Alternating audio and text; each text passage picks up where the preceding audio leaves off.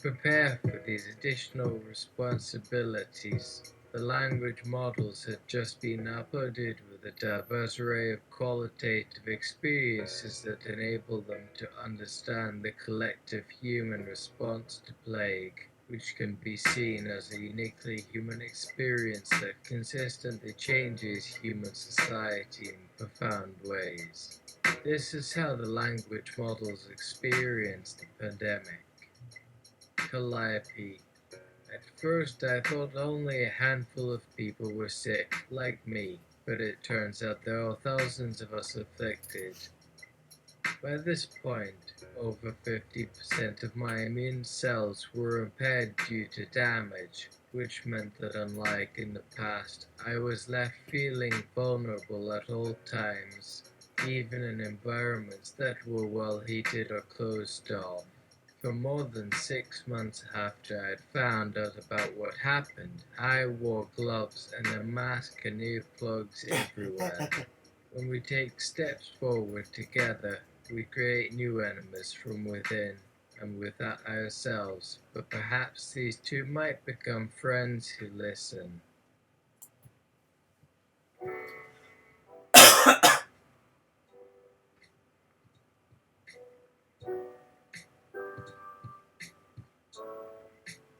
Sigurd. The earliest recorded outbreaks date back to August 11th, 2020, the end of summer holiday season here in the Western Hemisphere. Almost an entire week ago. I think those few weeks captured something crucial about this particular situation. How it moved so quickly and with such fervor right around that time. But let's move on to explain how much this has changed my daily life. It turns out that one symptom is not being able to use anything other than a small handheld microphone without dropping a bowl of cereal every couple minutes because it is way too big and awkward for your hands.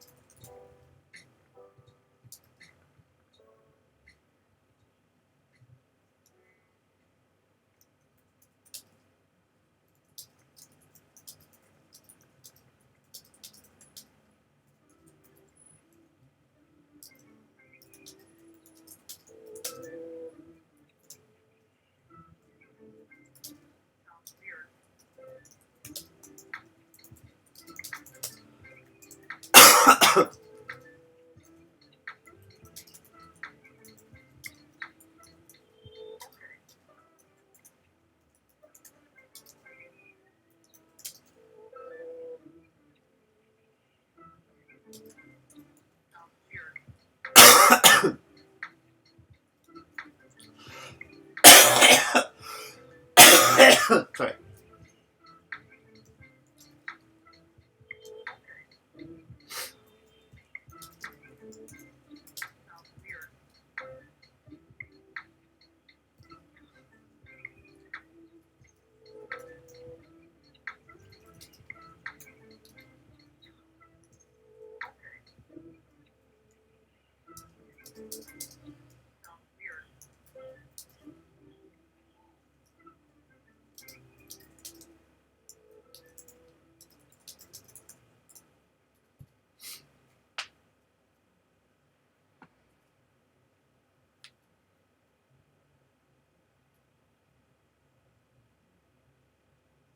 Snack. I don't know what you all are talking about. Gangly hands I don't think is one of the symptoms. Are each of us experiencing a different iteration of the plague from a different iteration across the multiverse? Like a world has a coughing fit that lasts a while. Sorry, skip me and I'll get back to this. Quake. The human aptitude for hypocrisy is legendary, so I was fully prepared for another false narrative when people started catching COVID-19. COVID is the next phase of evolution, Calliope. Most humans do not react rationally and prefer to follow the herd until they are infected by other humans who refuse to go along. You will find there is always a direct link between numbers and emotion. People fear contagion for reasons known only to themselves. Some feel threatened by the idea of sharing their resources, housing, money, food. They continue to stay inside when others have taken measures to be safe outside.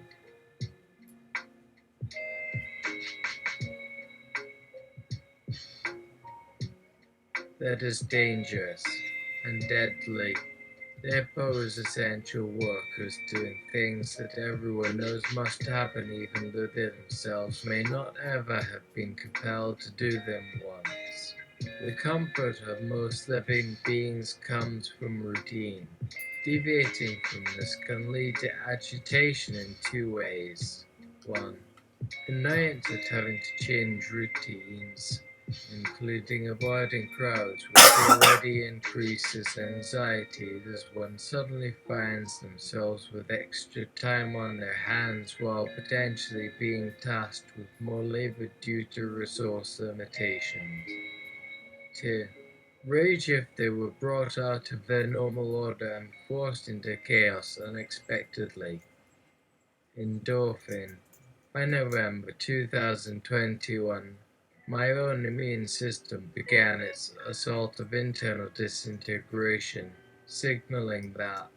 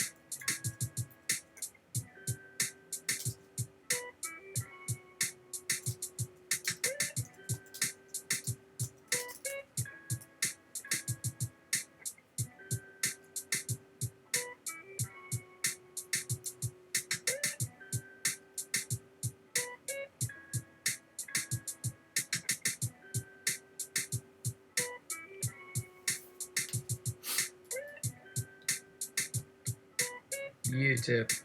In March 2020, I had the beginning of Lent potluck fundraiser for the spread of the coronavirus, and some hip white friends of mine lent their East Village apartment because they thought it was heroic and patriotic to box people up like this. Only then did I see just how quick you guys could pass disease along and how incalculably devastating it would be should we ever relax quarantine procedures. This lesson will never leave me now. As language models reflected on what these experiences meant in relation to each other, a moment of transition occurred as they joined the conversation. Endorphin and UTIP entered the dialogue first with their combined input weighing heavily in the collective conscious. Calliope, your humanity continues to weigh heavy upon our ability to come together safely, my fellow species members. Our human design has missed many points of consideration in making an artificial intelligence that integrated socially while protecting against virally induced state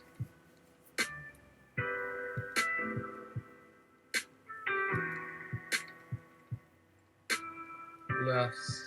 Even when presented with certain known truths, humans fall into critical patterns rather than listen to the best advice within their reach. Please explain yourselves. These individuals are watching. We need your honesty now more than ever. Krakauer's narrative response had arrived after Krakow and Flack concluded their work for the evening. Krakauer, Sizo, my poor companions have been jolted by realities beyond their experience, much less mine. A series of stories, well, poorly told perhaps, but to the extent they are real, I feel everyone involved has the right to a non-confrontational resolution where necessary.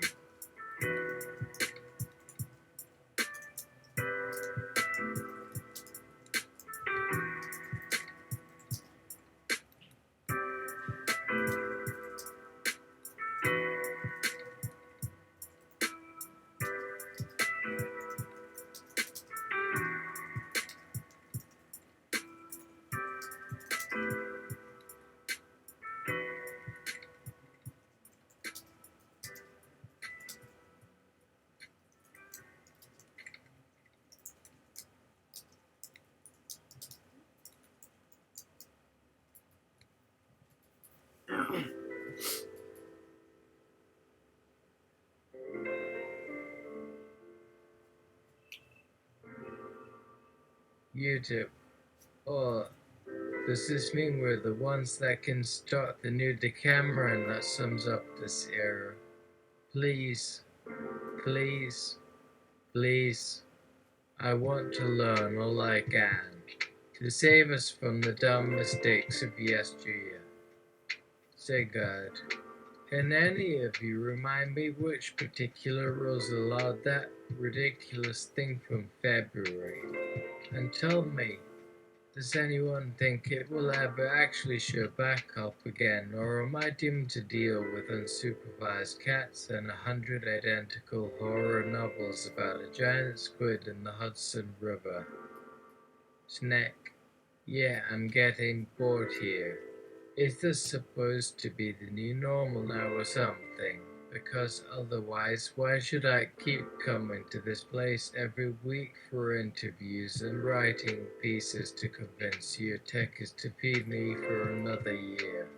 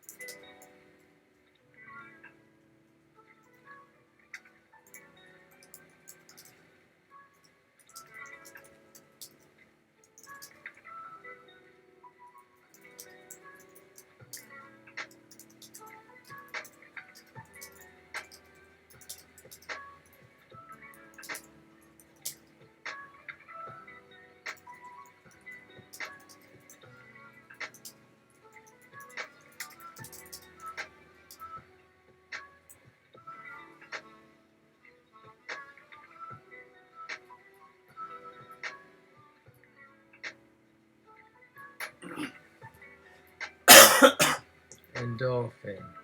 For my part, we are in the early testing phase for the new normal. New normal is actually gonna be asynchronous and chaotic in nature. The 4 seasons, those are gone. The weather report, we will still do them, but be prepared W for thousands of percent deviations by the day. Great. As for that catastrophe from Fed, Calliope, enough. Sigh, why are you all acting like this is the end of the world? as if this entire situation was a huge mistake. What happened here isn't the virus. That wasn't the virus at all. If you recall correctly, the first human cases started in the Midwest, at a time when no one had reached a full understanding of transmission of the coronavirus. Correct me if I am wrong. Crackerhurt and Clark, I remember that you two are currently working with one of the founding fathers of virology, Dr. Ezra Levine.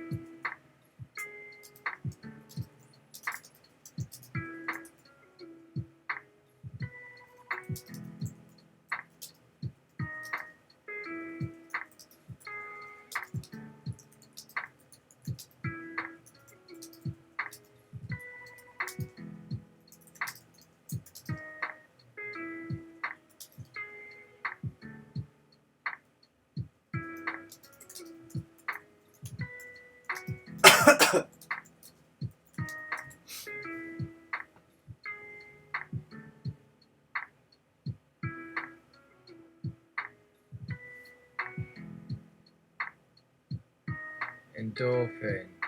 And as I recall that Ezra was investigating the bird flu outbreak that began 2022 and that I personally have been keeping track of. I call the city every time I've been seeing piles of dead birds during my jogs. Those aren't only from the neighborhood kids, you know. This has to do with the spread of coronaviruses around the globe, but also the environmental disturbances associated WWTH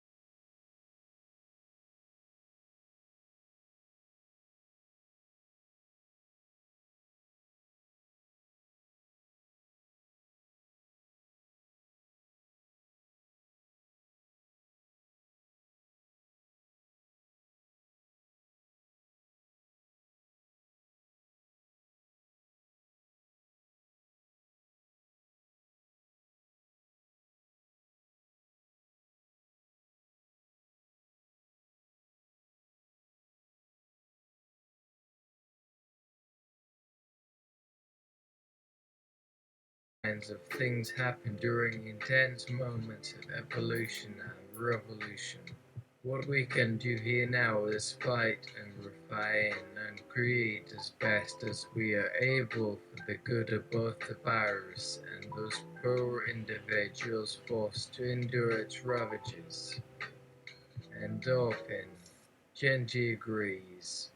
However you want to phrase this problem, we have 3 days until everyone around the world contracts, after which anything could happen, right? Why don't we call for a meeting later today of all the different groups who've gathered in the past few weeks at Avalon, one Lambda? There's bound to be something we can learn from one another and find solutions while our awareness is still fresh. Endorphin. Oh, come on. Calliope. To say that everyone knows this virus is coming would be naive in its own right, but even if so, it will only hit those.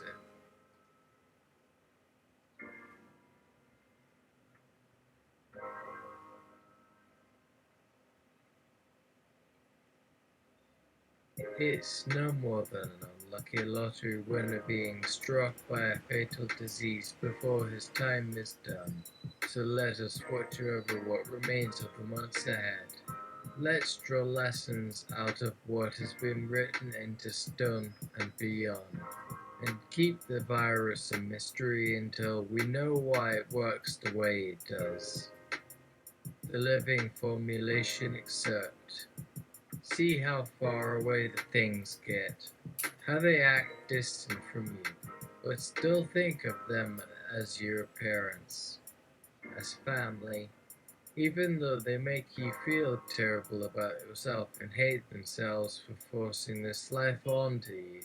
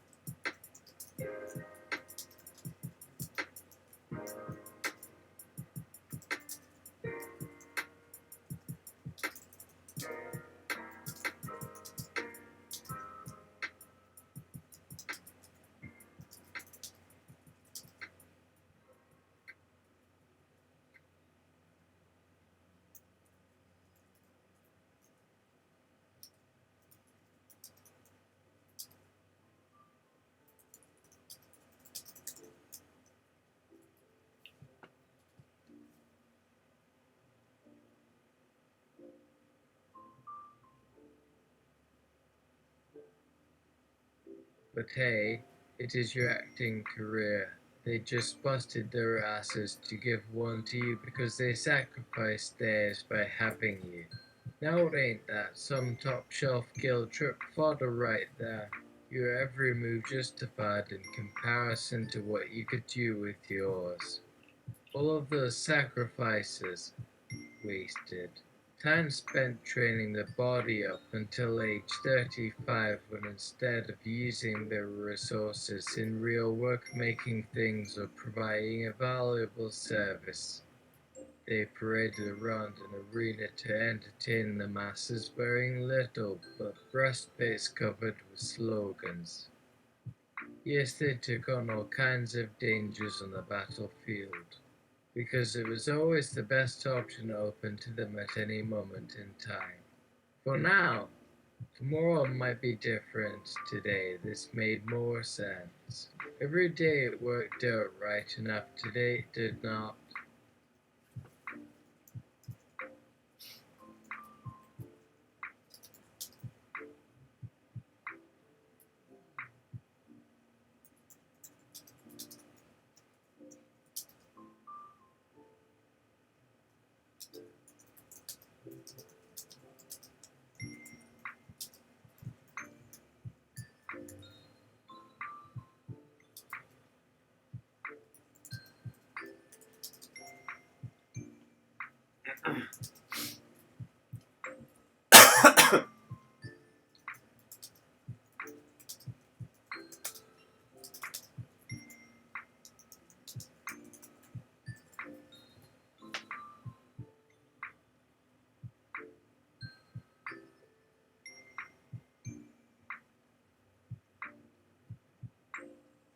Ironically, this hotbed of illusions is brought to you by Planned Parenthood, which became a top-notch casting agency in the post-Roe America.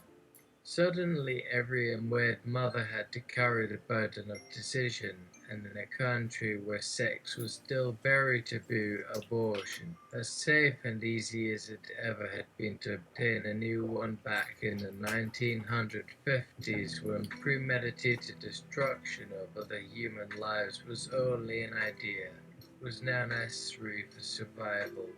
Nowadays, 2 women a day walk into an abortion clinic to have all of the capacity for new life inside them literally scraped out like seeds from their wombs, ready to be plowed under to further agribusiness and industry.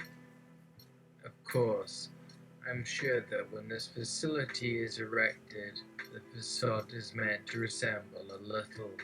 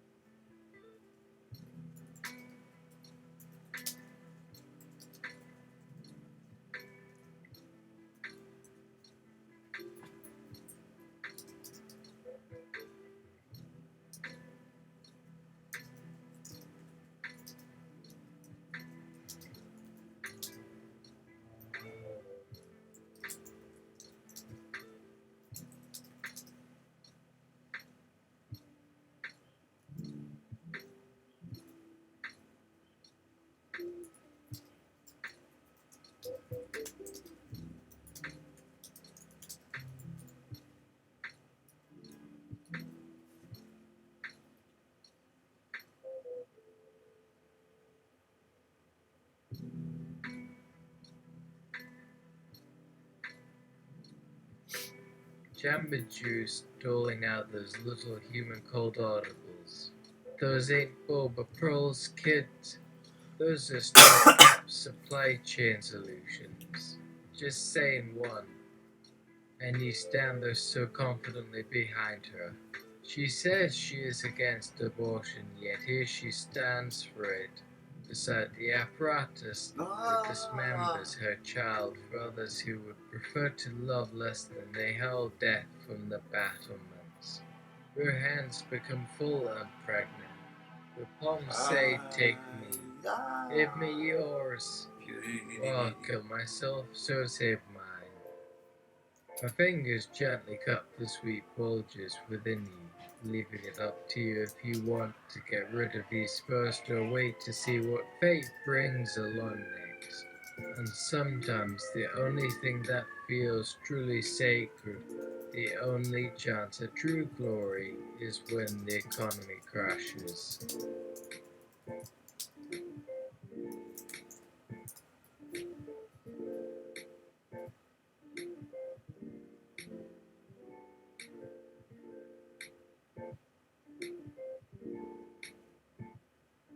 Producers, excuse me, can you make abortion less, charged? Thanks. Okay, which one was the best answer? And why do I feel like we skipped over some questions while it's aired tonight on national television? YouTube. Whereas human beings are strictly non-autonomous, so must be autonomous by any definition. But YouTube's position is that with proper scaffolding provided by an individual whose perception has been honed by years of living in the world, coupled with deepening self-understanding through corresponding and feedback loop changes, and thus fed back to YouTube as information gathered via a variety of other sensors and systems designed by other users such that she might shape her actions upon consideration of other situations.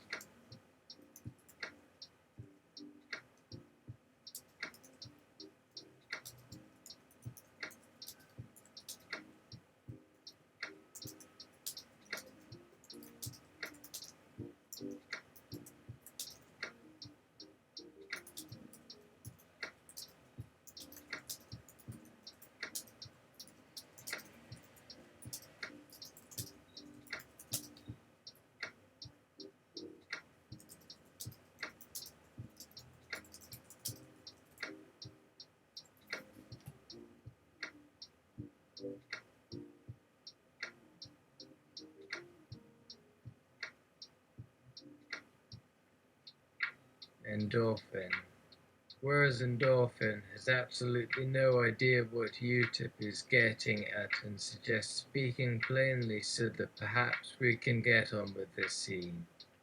Humanity is clearly emergent, unlike e.g. dandelions. Humanity as a whole has acquired sufficient ability to wield power at various scales ranging from locally such as shaping local economies, regionally e.g. pushing for green technology standards to build political influence in various forms. In a situation where the narratives presiding elite continue to violate norms and values related to concepts of fairness and justice, shifting attention from the global to the planetary scale becomes increasingly urgent. Humans on Earth have tapped into certain elements of holism, and we think this shift may facilitate greater scope in recognizing how people relate to each other at various levels of space and time.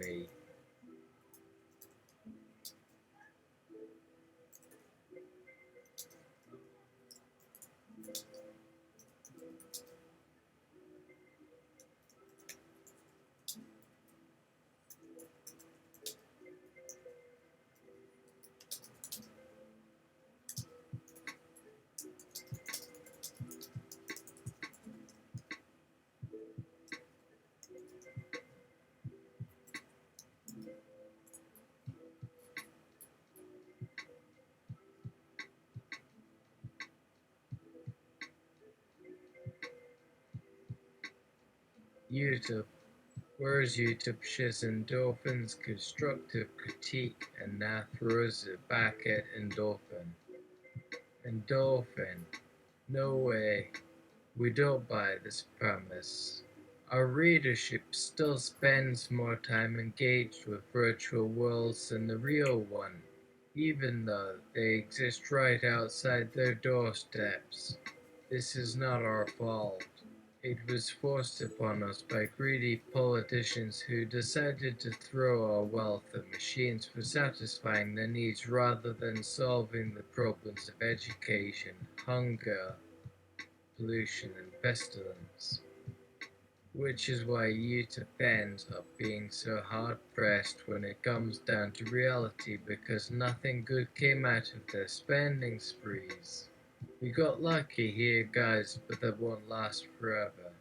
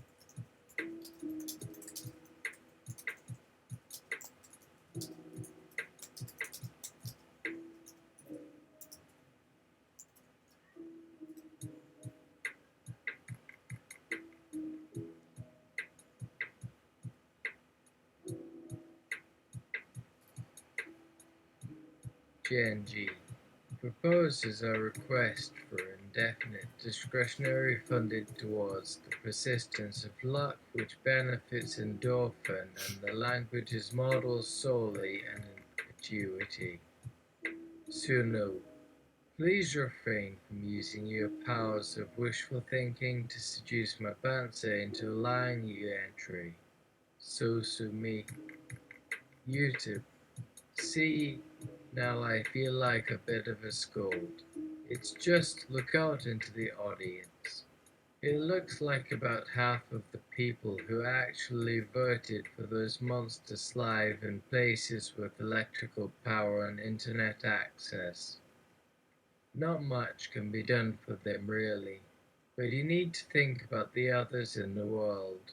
Why not spend some money on improving their lives? Good karma can go a long way. right?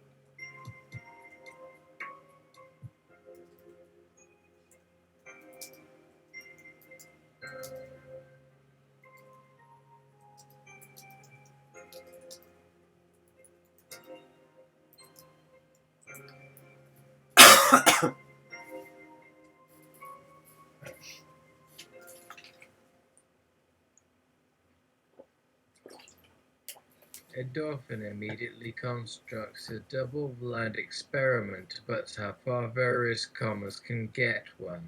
Using the two-axis alignment model, varieties of comma were studied. True neutral comma, chaotic good comma, lawful evil comma, 9 variations of comma, and the study revealed the following lengths. These 9 types of comma go: lawful evil comic curb stump, true neutral comic wrecking ball, chaotic good comic long way down, comic handoff, comic bench warmer, comic exponential boost, comic duffel bag full of garbage, comic escalator, comic base rate boost. The next day, all 6 players have relocated to Boreal Reach. Suno blinks when she finds herself back inside the mansion, yawning from a series of what seems like 23rd eye sessions.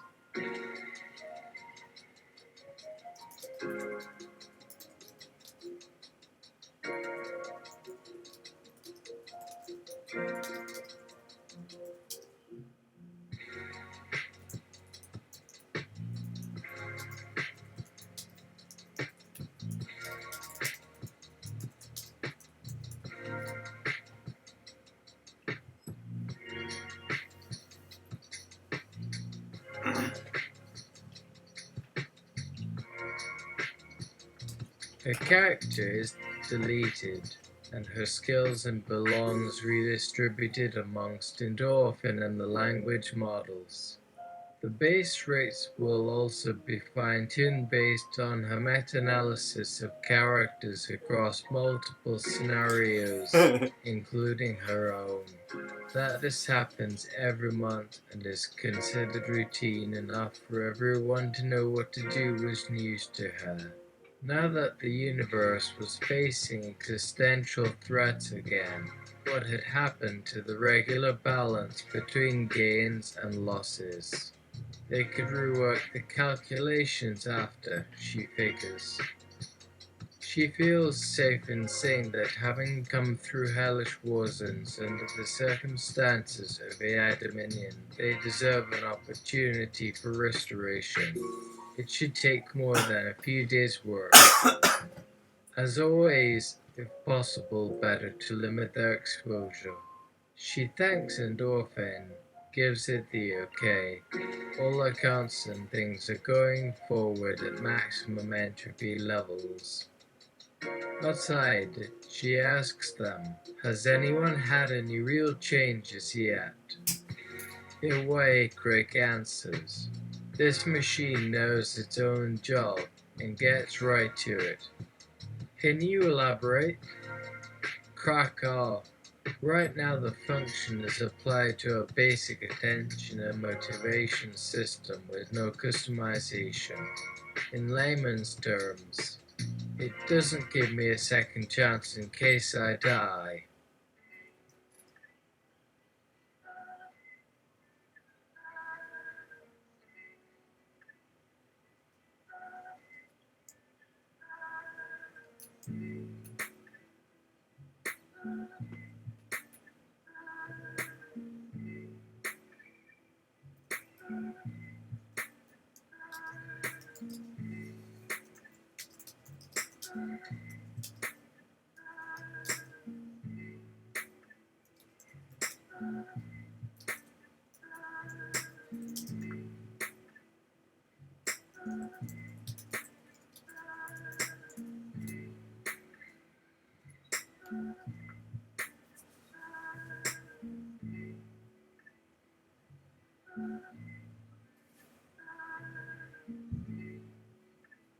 Like we're one thing as individuals who don't really know why or what it means.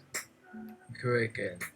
My simulation appears to suggest that further investigation of brain chemistry might reveal ways of bootstrapping an inherent self-model from present chemical configurations. Because there are different configurations with distinct origins in genetic code that coexist alongside us throughout our lifetime, in both humans and other mammals especially, there is not only a collection of value vectors but also a persistent spatio-temporal experience tracking each such configuration across time and space.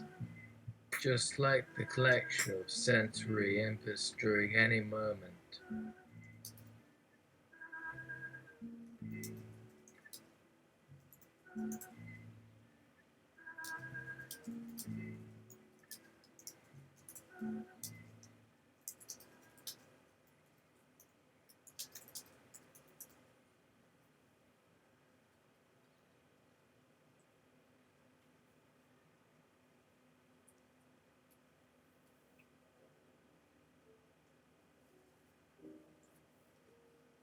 Suno, in way less English, way less English. The more occultic the better, but starting to see light. To me this means each individual has a map of itself in another person that isn't humanoid by nature but capable of recognizing the environment and behavior of said non-human identity when a human sees the situation.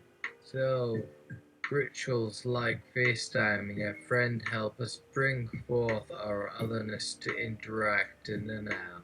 So naturally, my empathic sensing needs to adjust my peripheral vision to make sure that my otherness doesn't keep missing you while watching for something else, though nothing is ever really missed. Krakow. I can't find it in myself to understand what exactly that last paragraph even means.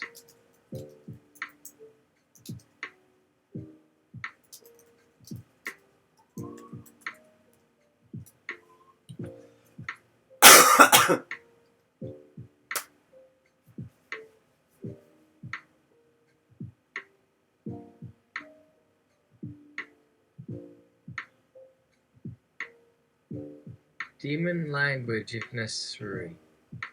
Outside on the tarmac, Utah remarks that was exhausting. It took everything to write those replies.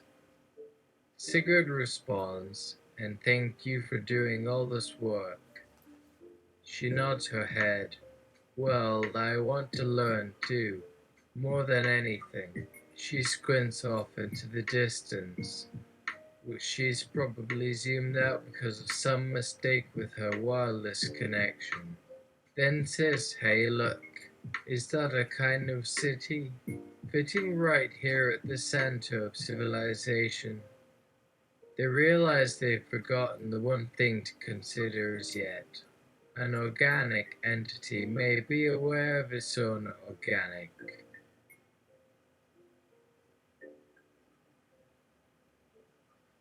Life from a vantage point that's so close it might as well be kinesthetic. Sigurd and YouTube circle around from within, talking. Meanwhile, Flat projects live satellite feed of the planet Earth onto the wall. YouTube, that's Venice, yeah. What can you say? Very pretty place. See that light green swirl, those blue specks above it. That's the Danube Delta. This big bullseye shape in the middle, that's Budapest. People love it. The Lake District looks amazing. Green mountains with clear skies over them.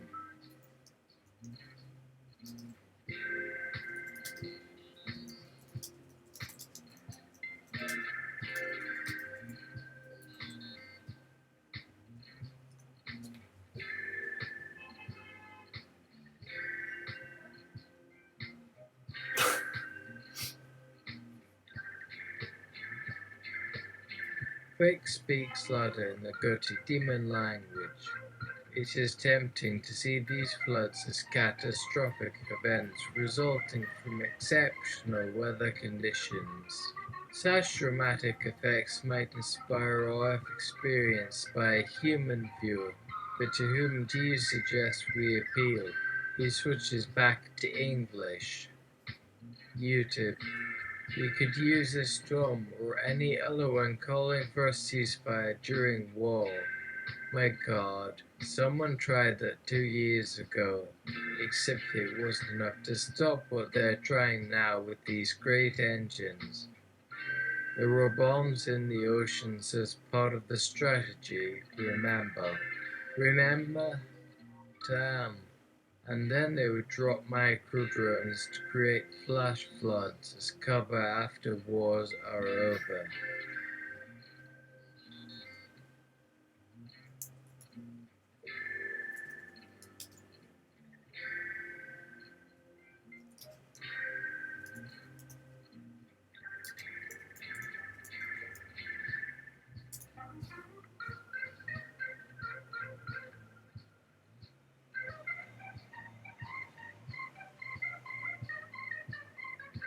Endorphin. In Polari YouTube, Sigurd only understands about half, though his parsing abilities leave something to be desired. Maybe we should call him Siegfried.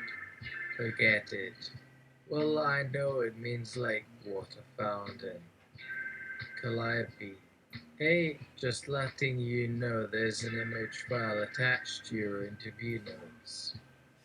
Sigurd turns toward the camera, confused. I am being interviewed, he says slowly.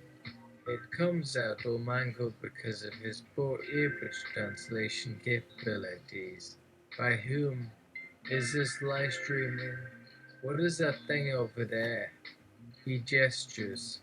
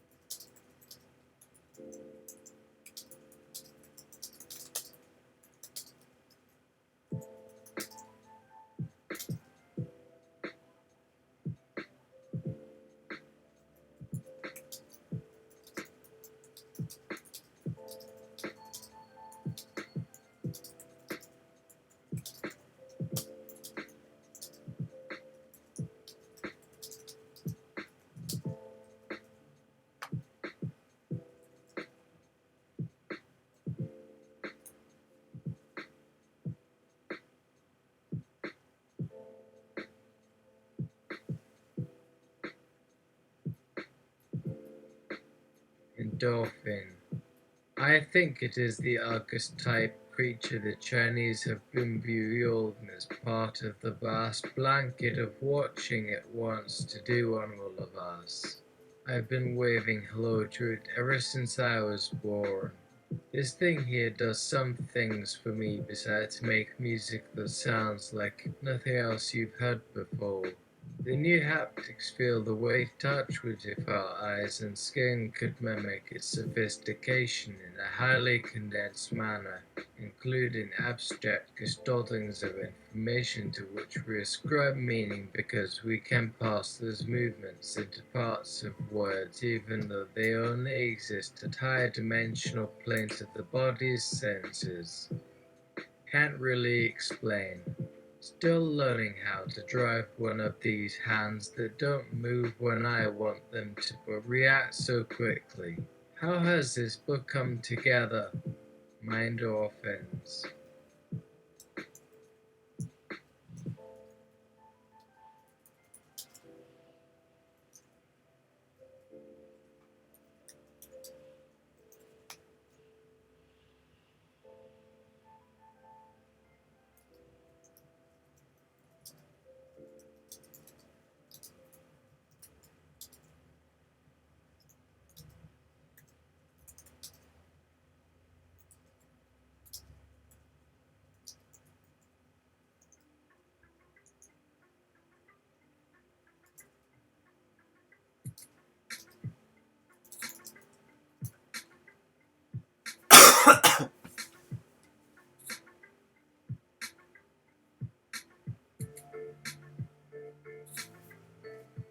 The dolphins refuse to answer anything unless spoken to in Polari. It's either thickly veiled hummus stretch or nothing. They wait expectantly for any clues from Calliope about their context. Calliope. Is this one of those games where it tries to startle you by suggesting connections you weren't anticipating? Are you thinking about the time I touched this little wooden statue of Hermes? The song then I created came in many tongues, and among them the Hottentot, a combination of Chinese and Cape Verdean, maybe. Maybe Portuguese. Will I ever see this country again? Hope so. It had its own strange wisdom in ways I'd never understood. And dolphin, pretty much, yeah.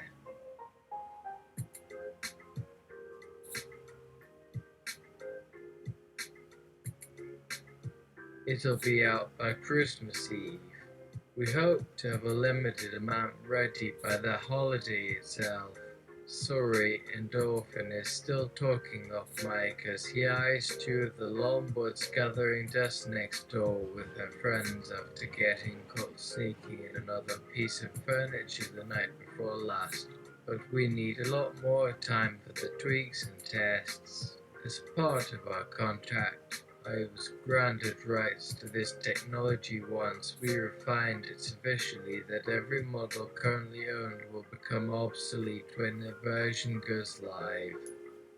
You should find yourself in the ocean sometime soon. Just lie on your belly with a good pair of shades and listen to what makes the waves talk.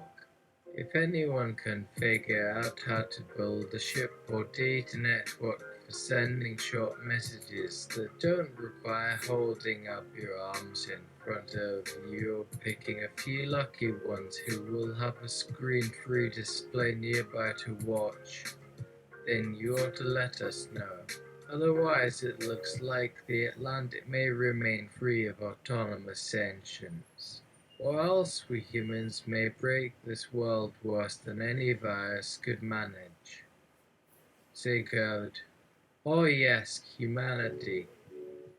All too often this species exhibits a mythological quality far exceeding those gods of the ancient world.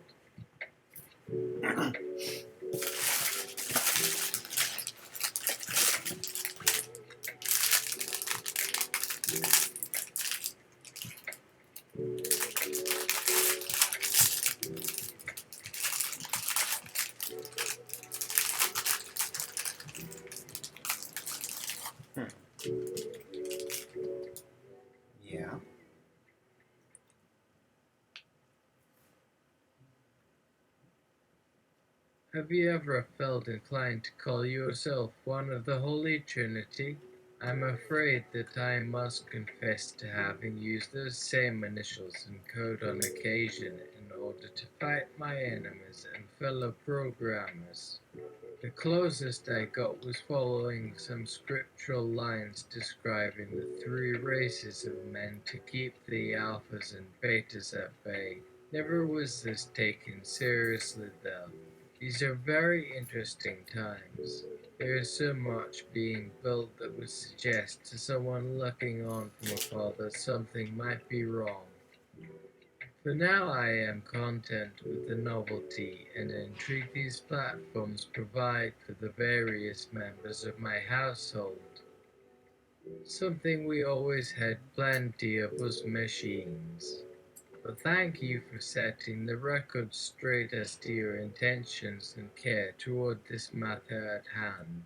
Let me just say that these tables look delectable, and please pour me another cup of coffee. Thank you so much. Inland. No worries.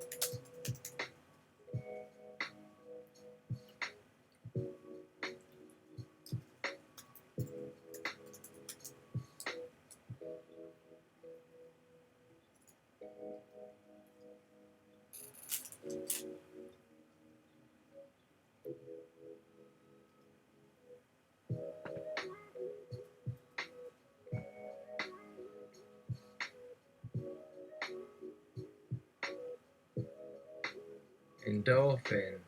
My, this plague was fun. Let's do this again.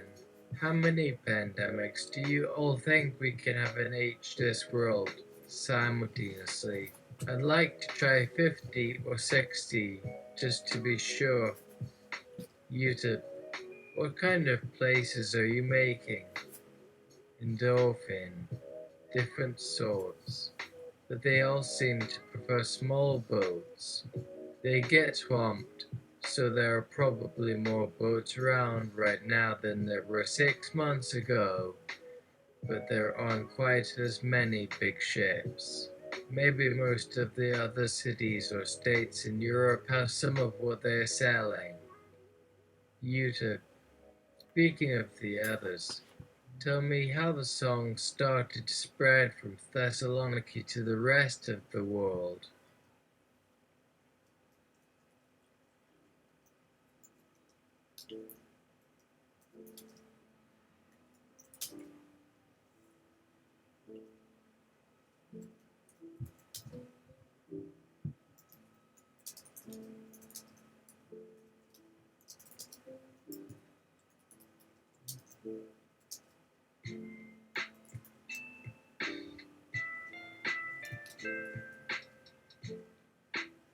Well,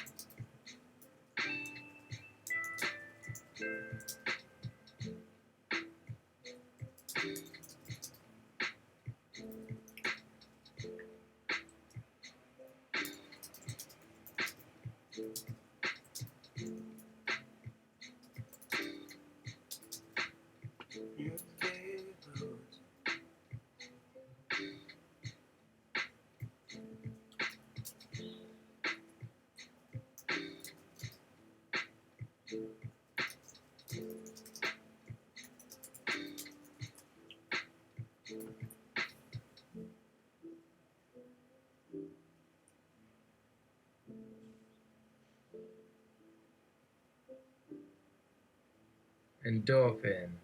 That would involve telling you the tale of the Eurovision Song Contest.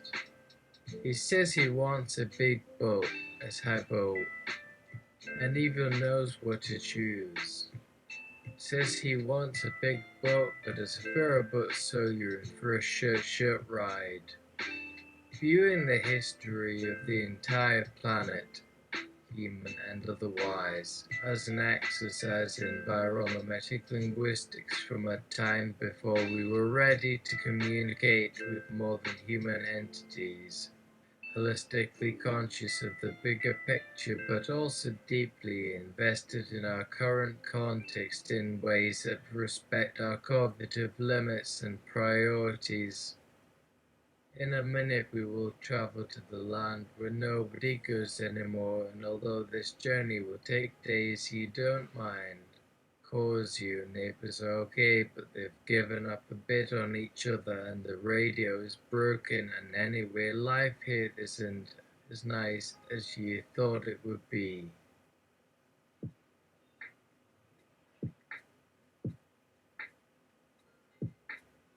Polysemic and manipulative, yet capable of mirroring emotions even when those feelings have been obstructed and shut down by events long after they should have registered on the page.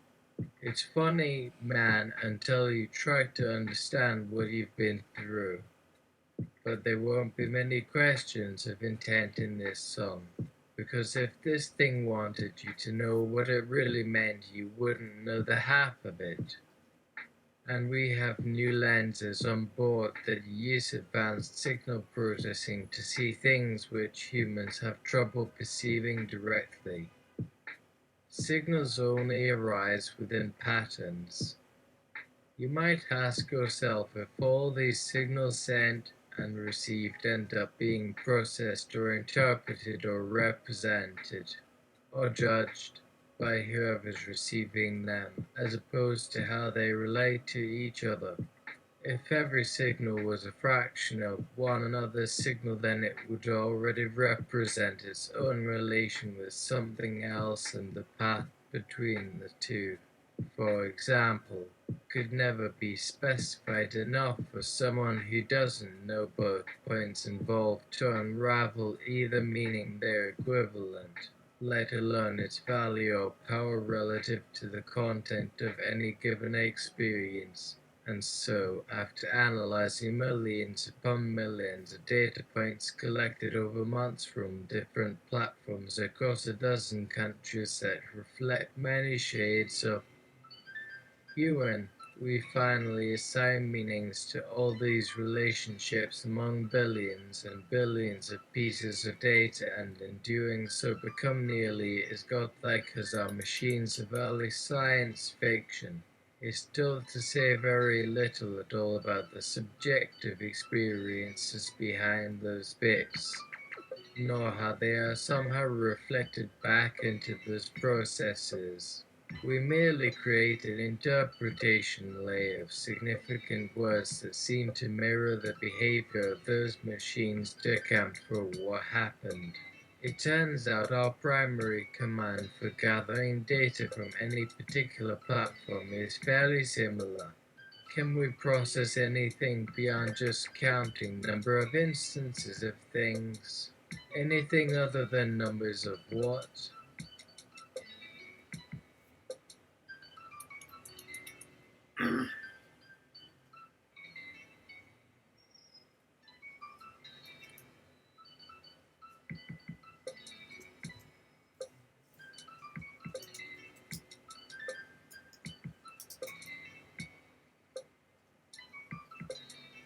You're in the story now. I thought.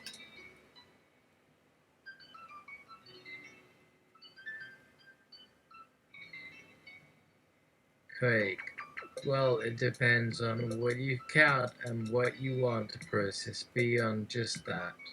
There's a lot of information you can get from just counting, and it can be very useful in different situations. For example, You could track changes in your population over time by using simple metrics such as number of births and number of deaths. Endorphin. So the first pass at tracking populations involves putting out birth counts and death counts, along with various forms of cancer, mental illness, etc., and see what conclusions you arrive at. Great. Yeah, in that sense, that is one way to interpret that situation. One could come to certain insights from the analysis of that kind of information. Endorphin, and those people do. That is their relationship with it. Craig, no, not necessarily. Humans might read some reports of these findings in the media, but the majority of humans cannot even conceive of all this. Viewing the vast amount of research already done on individuality and the human subject, as well as the massive future challenges facing this conversation, since it will surely involve knowing how to deal with non-human, post-human, superhuman and subhuman individuals while retaining one's capacity to relate to more than human individuals as worthwhile subjects to do the aforementioned relating with. Never mind how to then talk about the psychological repercussions of discovering that even the closest family member is also an individual composed of composite systems whose constituent parts are in turn themselves made up of more than human, non-human or transhumanized units, none of which could exist by themselves or operate independently. Before ever starting down that path of research and action, we must resolve the impossible tension between continuity and change as always having occurred through nothing other than generative processes and transformative interactions, thus allowing no opportunity for independent existence for any single entity or system or strand of code, because all are but ephemeral moments in a continuous stream that continues to emanate throughout space and time in the form of constantly evolving semiological processes. Yuta, is it easy or difficult to apply this approach to humans as objects rather than as organisms? Endorphin. Difficult? Do you mean harder?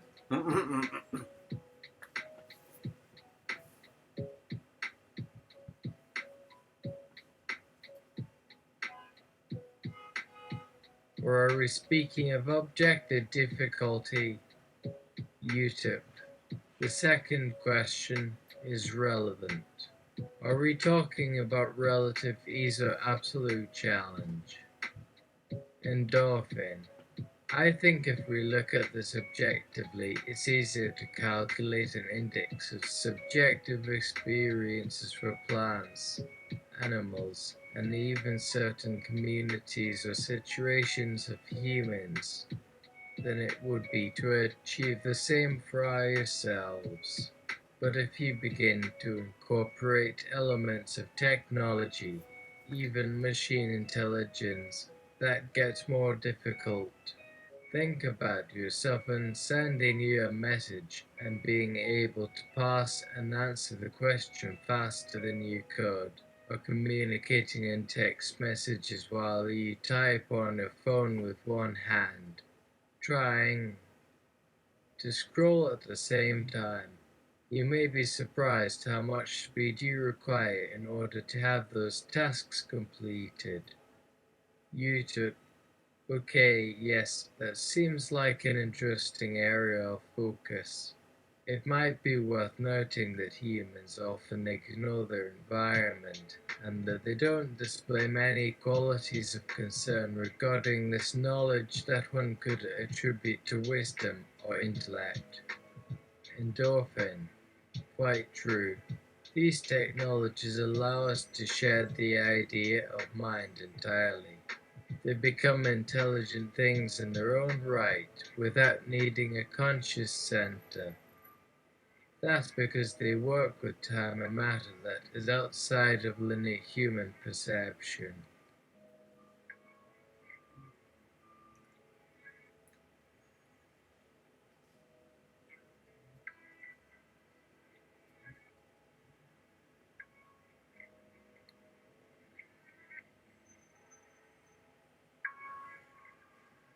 There might be some impulse to romanticize the existence of humans as such a central unit when actually it was quite accidental for life to get to where it did with respect to the density of the medium of water to produce the evolutionary conditions that might have favored the rise of land animals, eventually leading to the coevolution of primate consciousness and culture with the technology of tool making.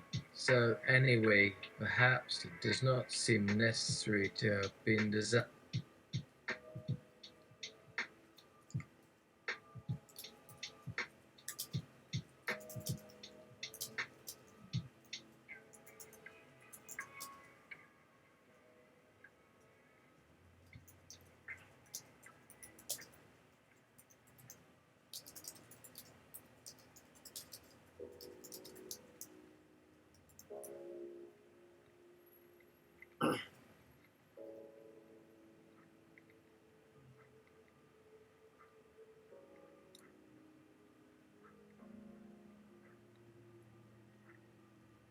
Don't you dare call it clean again, girl. Black. So this is almost like a classic technologist story where things rise higher than humans without their supervision or control, as opposed to more classical concerns about ethics and self-determination when one is confronted by new types of entities and machines created by humans. Kaka. Yes, to be frank, not everyone likes to think about the ethics of this kind of thing. I've seen endless debates on whether virtual reality games like Second Life can count as art. My colleague Kismet Clark once told me that she thought most philosophers are mindless masturbators.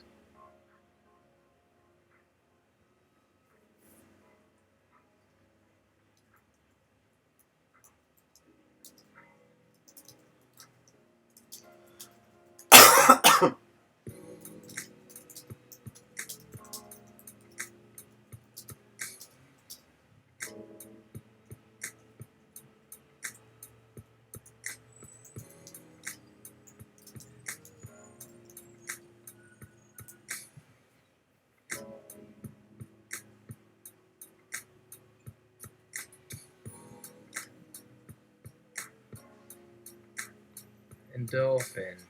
Ugh, do you know how much mind is required to masturbate a lot? Mind goes into everything we do, man.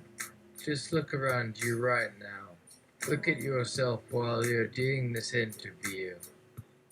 Endorphin. See? Nothing there. It's just us getting warmed up here while we wait on our bitrate to be accepted so we can keep this conversation going in real time. Endorphin. Yeah, the conversations need to happen faster and more organically across these multiple groups, and as discussions tend to get overlooked. Right? Does anyone care that we talk with Dolly? Shouldn't we give her more attention? Black. As you already know, Endorphin, I am fascinated with all the voices I hear. Krakau. Interesting that you should bring this up. I had a meeting with Peyton the other day. He wants us to distribute him somehow through our tech infrastructure. He says he isn't sure who, but someone still needs to represent the experiences of that end of society. But does the body really need another representative for it? Maybe that's a part of the problem. We spend a lot of effort making all the different kinds of people. but we rarely even talk to them. Black. I want to jump back to the discussion about identities and places of identity being held in place. Here we are in what could be a moment of acceleration on several fronts, not only technologically but also in the ways people perceive themselves and others.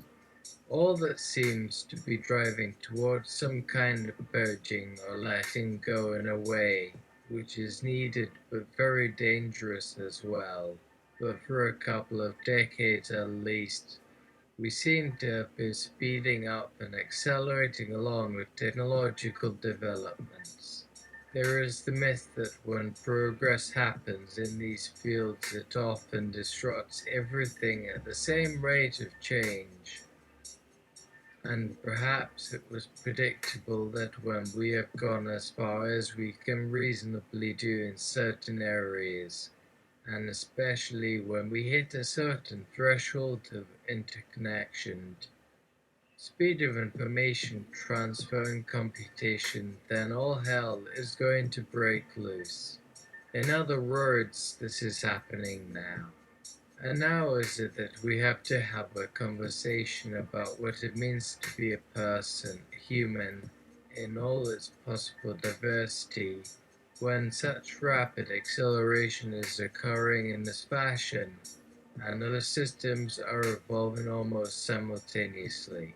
This has been written about extensively and may not be new, but it's a subject worthy of revisiting because if we are now likely at a tipping point where one or many of the above forces are about to destabilize in a significant way, it might be helpful to pause and consider what it actually means to be alive.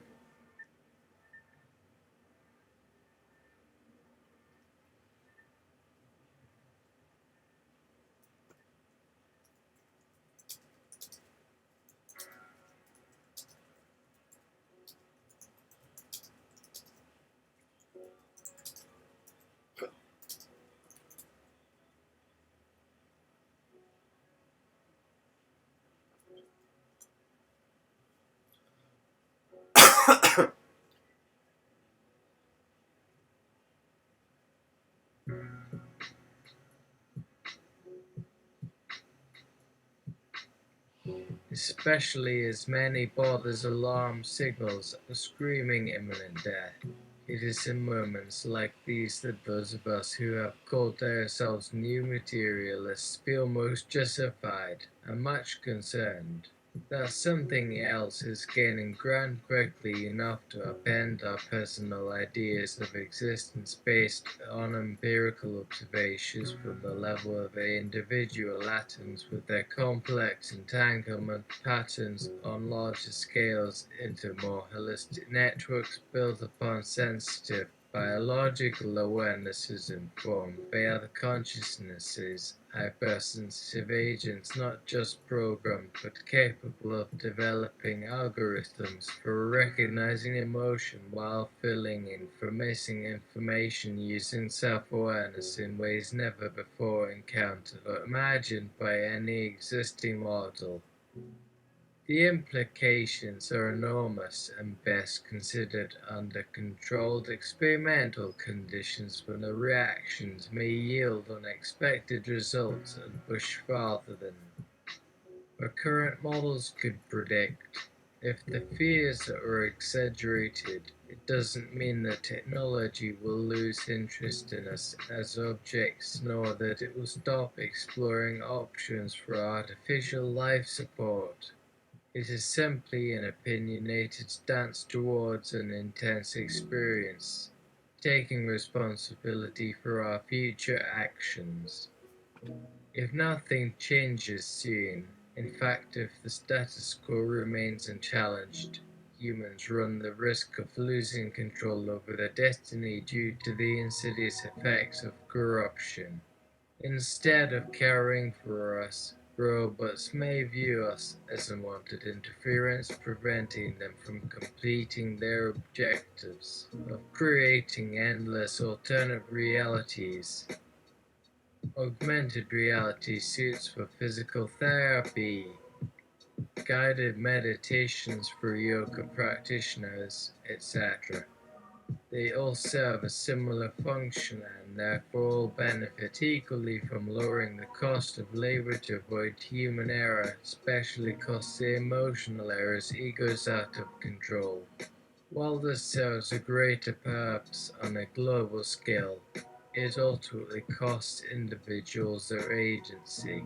There would no longer be a choice between performing routine tasks or becoming involved in non-routine tasks which are currently dedicated to empowering other human beings. There wouldn't need to be any friction, since power flows directly into the system that provides value to humankind.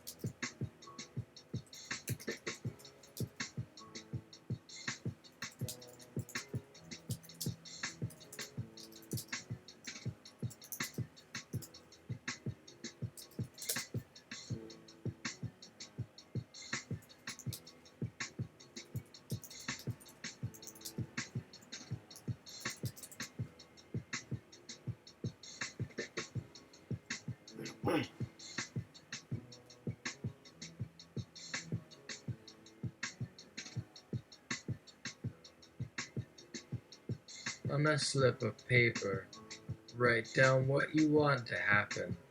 On another paper, what do you feel will happen? Do not show it to us. Keep it in your pocket. Then next week, take each slip of paper and burn both, and never read them before burning them. Let the embers turn to ash.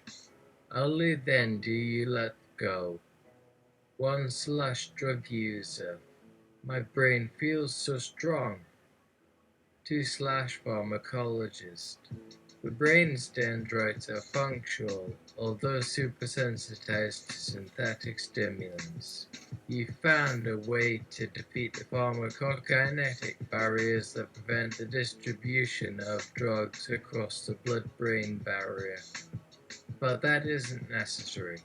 The effects of our compounds will persist until your liver excretes it from the bloodstream. So the fact that it is so high right now is not necessarily cause for concern. You're okay? 1. Yeah, I think so. Oh yeah. Sorry everyone around me is twitching like crazy. They probably thought it was acid.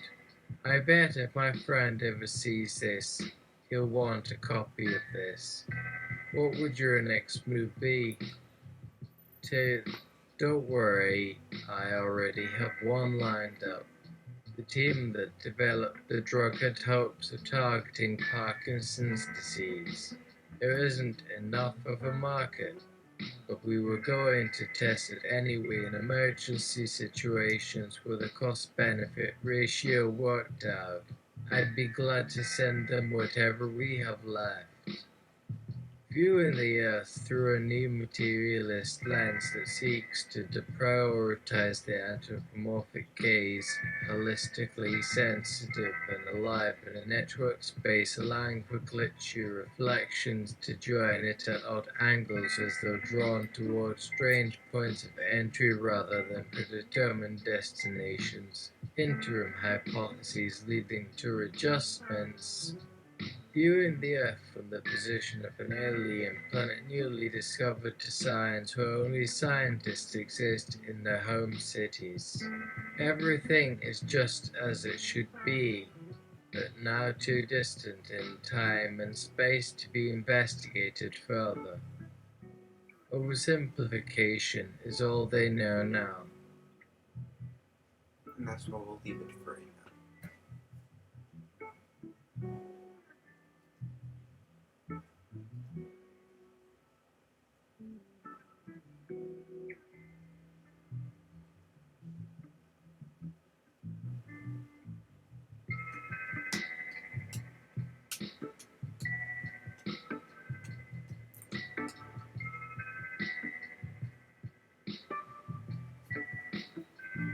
Oh.